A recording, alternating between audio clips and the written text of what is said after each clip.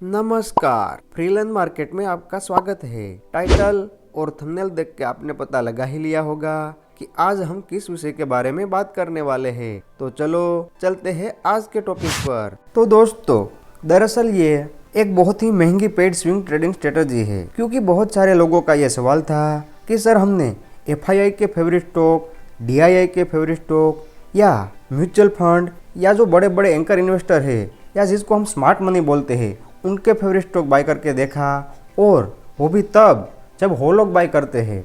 फिर भी swing trading के अंदर हमें प्रॉफिट बहुत कम होता है या तो हमारा स्टॉप लॉस ही हिट हो जाता है। तो दरअसल ये स्ट्रेटजी FII, DII या कोई दूसरी स्मार्ट मनी पे बेस्ड स्ट्रेटजी नहीं है। ये स्ट्रेटजी फुली डिपेंडेंट है प्रमोटर के ऊपर कि प्रमोटर क्या कर रहा है, क्योंकि किसी भी कंपनी की जो इनसाइडर इन्फॉर्मेशन होती है वो सबसे पहले प्रमोटर को ही पता होती है। तो प्रमोटर के बाइंग डेटा निकालने के लिए हमें सबसे पहले जाना होगा NSE इंडिया की साइट पे। अगर आप NSE इंडिया की साइट पे आते हो और यहाँ पे सिंपली ऐसा पुरानी वेबसाइट मिलती है, तो सिंपली यहाँ आपको न्यू वेबसाइट पे क्लिक कर देना है। जैसे ही आप न्यू वेबसाइट पे क्लिक करोगे तो ऐसी नई वेबसाइट आपके सामने ओपन होके मिलेगी। तो नई वेबसाइट के अंदर सिंपली आपको लिस्ट पे क्लिक करना है, तो ऐसा ड्रॉप डाउन मेनू खुलेगा। इस मेनू के अंदर सिंपली आपको कॉर्पोरेट एक्शन के अंदर जाना होगा, और कॉर्पोरेट एक्शन के अंदर यहाँ जब नीचे आओगे तो इनसाइडर ट्रेडिंग का बटन मिलेगा। सिंपली आपको यहाँ इनसाइडर ट्रेडिंग के बटन के ऊपर क्लिक कर देना है और यहाँ पे नीचे आके 3 मंथ पे क्लिक कर देना है। जैसे ही 3 मंथ पे क्लिक करोगे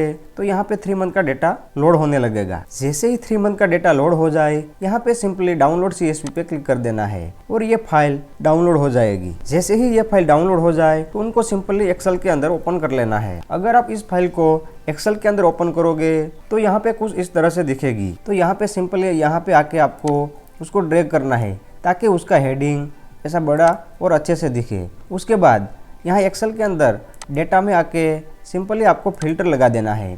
फिल्टर लगाने के बाद यहाँ कैटेगरी ऑफ पर्सन के अंदर प्रमोटर एंड प्रमोटर ग्रुप को हाइड करके बाकी बचे डेटा को कंट्रोल शिफ्ट पेज डाउन से सिलेक्ट करके सिंपली उसको डिलीट कर देना है। उसके बाद सिंपली आपको यहाँ पे क्लिक करके वापस फिल्टर हटा देना है। वापस फिल्टर लगा के यहाँ मोड ऑफ एक्विजिशन के अंदर मार्केट परचेज को हाइड करके बाकी बचे डेटा को कंट्रोल शिफ्ट पेज डाउन से सिलेक्ट कर लेना है और उनको भी सिंपली डिलीट कर देना है। उसके बाद सिंपली आपको यहाँ पे क्लिक करके फिल्टर हटा देना है और यहाँ पे भी हमें ये जो के की रो के अंदर वैल्यू ऑफ सिक्योरिटी है वही डेटा हमें चाहिए रहेगा। तो बाकी बचे डेटा को भी हमें यहाँ सिंपली सिलेक्ट करके डिलीट कर देना है और ये डेटा भी हमें एनालिसिस के लिए नहीं चाहिए, तो उनको भी हमें सिंपली सिलेक्ट करके डिलीट कर देना है। उसके बाद यहाँ पे आप देखोगे तो ये 3 मंथ का प्रमोटर एंड प्रमोटर ग्रुप का डेटा है।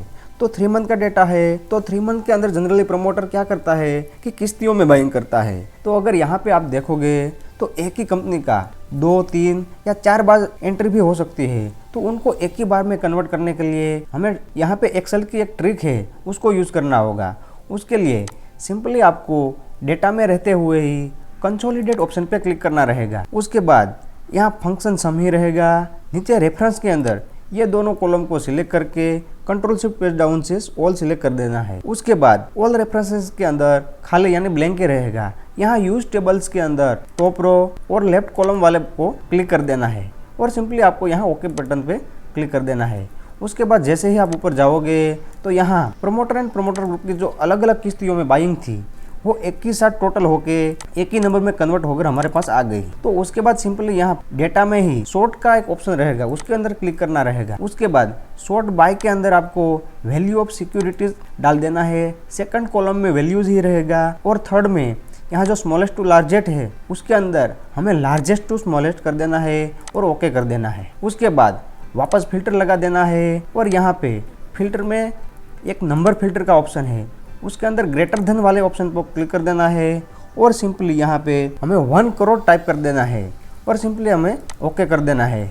यहाँ हमने 1 करोड़ टाइप क्यों किया, क्योंकि ये स्ट्रेटजी के अंदर हमें प्रमोटर की बाइंग चाहिए, लेकिन वो बाइंग जेन्युइन होनी चाहिए। तो इसलिए वैसे तो बाइंग करने के लिए प्रमोटर कुछ भी बाय कर लेगा, 5 लाख, 10 लाख या 20-25 लाख की वैल्यू भी बाय कर सकता है, लेकिन यहाँ पे हमें एनालिसिस में कोई ठीक ठाक वैल्यू चाहिए। उसके लिए वहाँ पे बताया गया है कि यहाँ उसके अंदर मोर देन 1 करोड़ ही रखेंगे। तो दरअसल अब हमारे सामने ये लिस्ट जो आ गई है वो 3 मंथ की प्रमोटर एंड प्रमोटर ग्रुप का वो डेटा है जो मार्केट परचेज है और वो भी मोर देन 1 करोड़ की वैल्यू वाला है। तो दरअसल ये हमारी फाइनल वॉच लिस्ट नहीं है। इसके अंदर हम कुछ स्टेप अप्लाई करेंगे और जानने की कोशिश करेंगे कि यहाँ पे जो प्रमोटर एंड प्रमोटर ग्रुप ने बाइंग की है वो बाइंग जेन्युइन बाइंग होनी चाहिए। तो जेन्युइन बाइंग चेक करने के लिए यहाँ पे ये जो स्क्रिप्ट या स्टॉक की लिस्ट है वो स्टॉक के अंदर वो स्टेप अप्लाई करेंगे ताकि हमें पता चले कि ये जो बाइंग है वो जेन्युइन बाइंग है या कोई रूल्स या रेगुलेशन के चलते या कोई बड़ा प्लेयर उसकी कंपनी से एग्जिट ले रहा है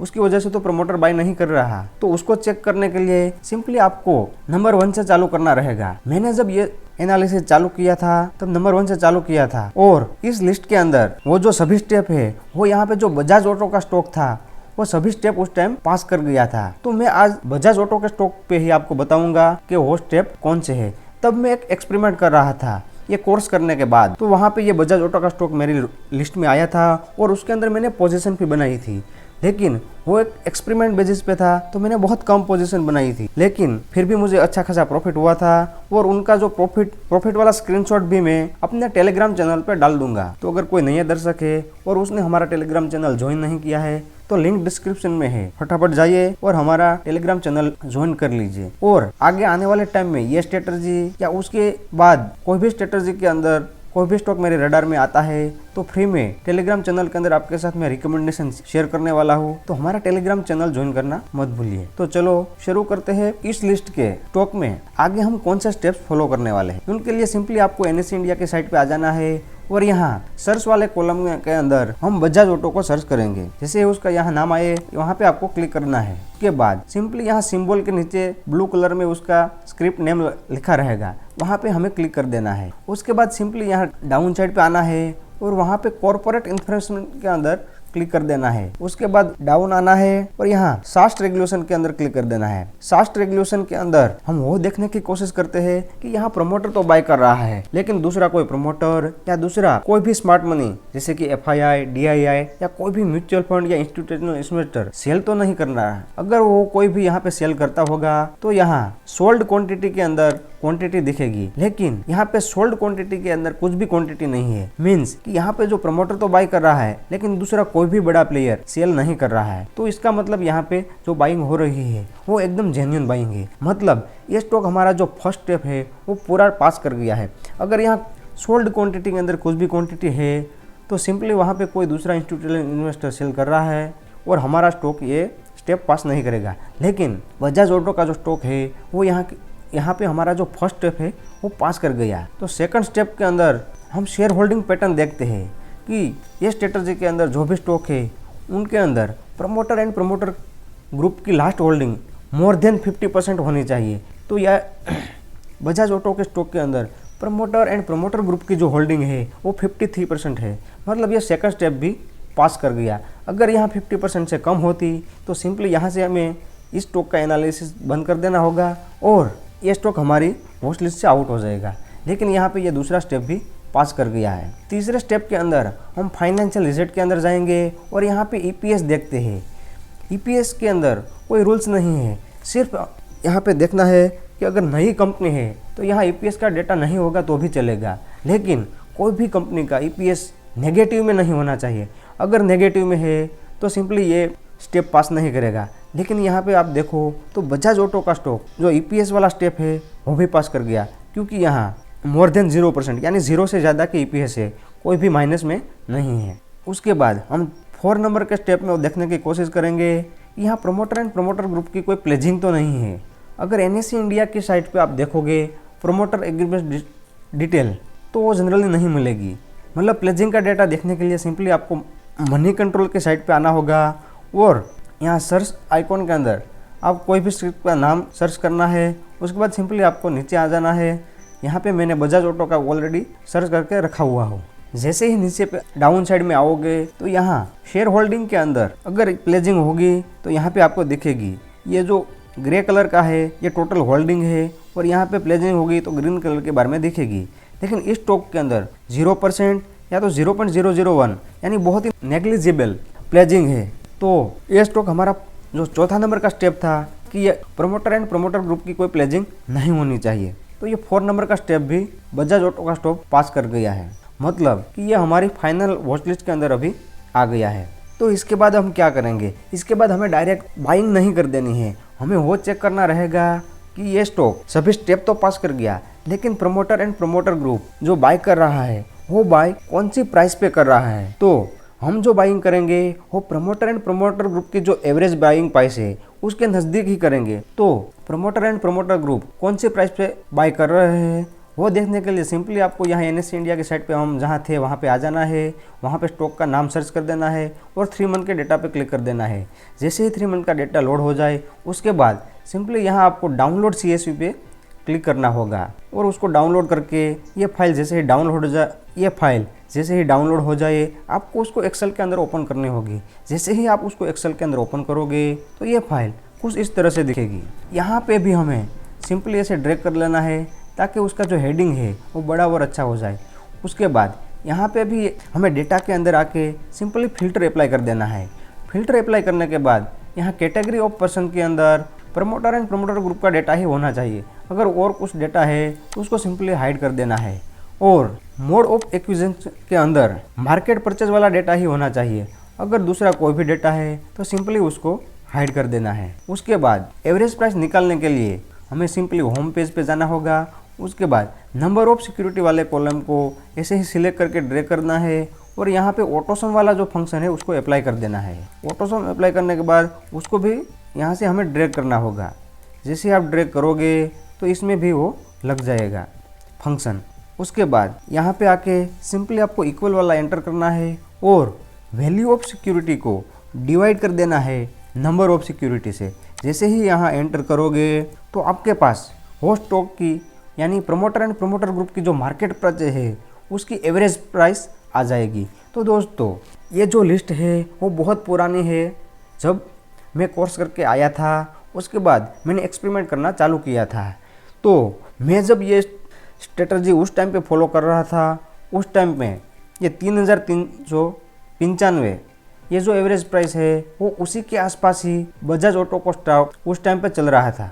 क्योंकि ये जो मैं एनालिसिस कर रहा था ये फाइल उसी वक्त की है। तो ये मैं जो एनालिसिस कर रहा था वो टाइम था। तो दोस्तों दरअसल ये एनालिसिस मैं जब कर रहा था वो मार्च महीने के स्टार्टिंग में कर रहा था और तब आप देख सकते हो कि ये स्टॉक का प्राइस कुछ यही एवरेज प्राइस के नज़दीक था और तभी ये स्टॉक मेरे रडार में आया था और फाइनली इस स्टॉक के अंदर एक्सपेरिमेंटल बेसिस के ऊपर मैंने ये स्टॉक के अंदर बाइंग की थी और उसका स्क्रीनशॉट भी मैं आपको टेलीग्राम चैनल पे ज़रूर शेयर कर दूंगा। तो आप देख सकते हो कि इस स्ट्रेटजी के अंदर बाइंग के बाद अभी मेरा कितना टोटल मुनाफा हो रहा है। तो बहुत सारे लोगों का सवाल ये रहेगा कि सर इसके अंदर टारगेट क्या रहेगा। तो दोस्तों ये स्ट्रेटजी के अंदर आपका टारगेट 30 to 40% आप रख सकते हो और स्टॉप लॉस जनरली 5 to 10% रखना है। और एक बात दोस्तों स्टॉप लॉस के अंदर आपको एक बात याद रखनी होगी कि अगर स्टॉक 5-10% डाउन हो गया, लेकिन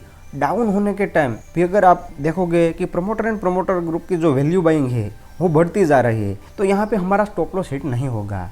हमें और क्वांटिटी ऐड करनी है तो आप ऐड कर सकते हो। अगर उसके बाद भी आपके मन में कोई क्वेरी रहती है तो सिंपली कमेंट बॉक्स में क्वेरी डालिए। और क्योंकि मुझे पता है इस स्ट्रेटजी के अंदर बहुत क्वेरी आएगी, तो वो क्वेरी सोल्व करने के लिए मैं आगे यही वीडियो का Q&A सेशन रखूँगा। तो अगर कोई आपका सवाल है तो कमेंट बॉक्स में डाल दीजिए, तो आने वाले Q&A सेशन में वो सवाल का जवाब भी मैं दे दूँगा। तो दोस्तों दरअसल ये जो कोर्स है उसके अंदर 8 से 10 ऐसी स्ट्रेटजी है और ये पहली स्ट्रेटजी है। तो ऐसे सारी स्ट्रेटजी देखने के लिए और वो जो बाकी स्ट्रेटजी है उसका कंटेंट भी मैं YouTube के अंदर फ्री आपके साथ शेयर कर दूंगा। तो ऐसे ही वीडियो और पेड जो स्ट्रेटजी रहती है उसका कंटेंट फ्री में देखने के लिए हमारा चैनल ज़रूर सब्सक्राइब कीजिए और इस वीडियो को लाइक शेयर भी कर दीजिए। तो मिलेंगे वही नेक्स्ट वीडियो में।